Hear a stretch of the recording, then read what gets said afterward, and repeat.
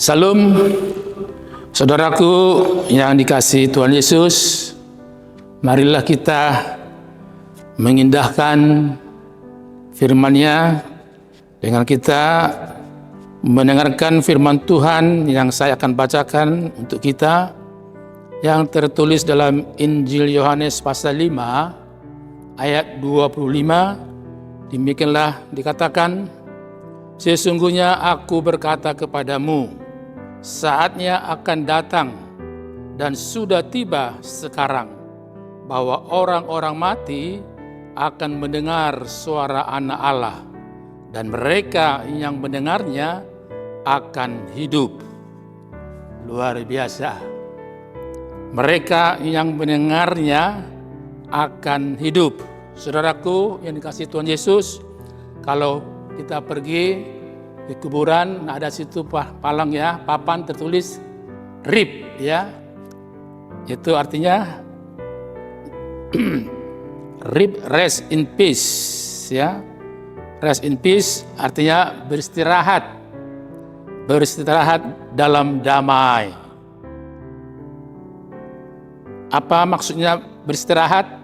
Tentu orang-orang yang mati di dalam imannya, dalam Yesus Kristus, bahwa kematian itu bukan selama-lamanya, tapi dia akan bangkit lagi, akan hidup kembali. Syaratnya apa tadi dikatakan? Yaitu mereka yang mendengarkan suara Tuhan Yesus.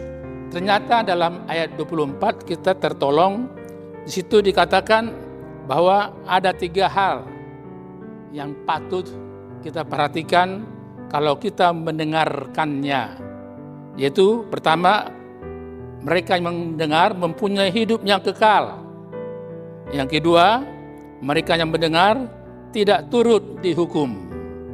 Dan mereka yang mendengarnya sudah pindah dari dalam maut ke dalam hidup. Itu hidup yang kekal. Luar biasa. Itulah Injil, kabar baik bagi setiap orang percaya kepadanya, bahwa hidup dan mati itu adalah anugerah Tuhan. Karena itu kita manfaatkanlah. Selama kita hidup, maka perlu kita terus menerus mendekatkan diri kepada Tuhan. Supaya apa? Supaya kita tidak menyesal kemudian nanti ya. Luar biasa firman hari ini. Itu sebabnya dipesankan kepada kita, mereka yang mendengarnya akan hidup. Hidup dalam arti bagaimana? Supaya kita selama kita masih hidup di dunia ini, tetap kita memiliki hubungan yang dekat, intim, akrab, bersahabat dengan Tuhan.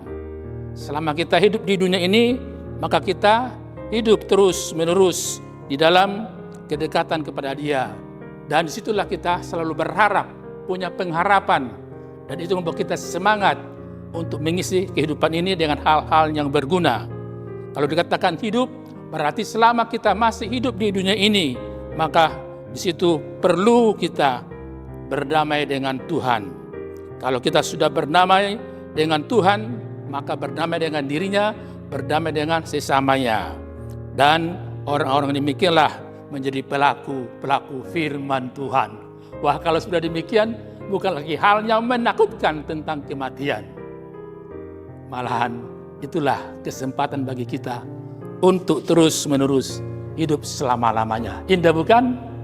Biarlah kita senantiasa intim, dekat, akrab, bersahabat dengan Dia, sehingga kita memiliki kesempatan yang indah bahwa saya akan hidup selama-lamanya di dalam Yesus Kristus Tuhan kita. Amin. Kita berdoa. Betapa indahnya Tuhan, orang-orang yang hidup bahkan mati dalam Engkau, bahwa itulah perjalanan hidup kami, dan akhir orang percaya bukanlah kematian, tapi akan memiliki kehidupan yang kekal.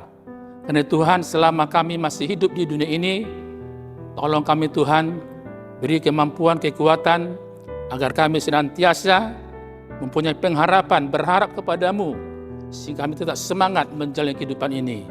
Dan itulah mendorong kami untuk dekat kepadamu, memiliki hubungan intim, akrab denganmu. Selama kami di dunia ini Tuhan, tolong kami supaya kami terus-menerus hidup dalam damai-Mu. Dan itulah yang mendorong kami Tuhan untuk terus-menerus hidup untuk Tuhan dan jadi pelaku-pelaku firman Tuhan. Dan orang-orang demikian sungguh sangat berbahagia. Berbahagia karena kami memiliki Yesus Kristus, Juru Selamat kami. Dan kami pun akan selamat sampai selama-lamanya. Dalam Yesus Kristus kami berdoa dan mengucap syukur. Amin. Anugerah dari Tuhan Yesus Kristus dan kasih Allah Bapa dan persekutuan Roh Kudus menyertai kamu. Amin.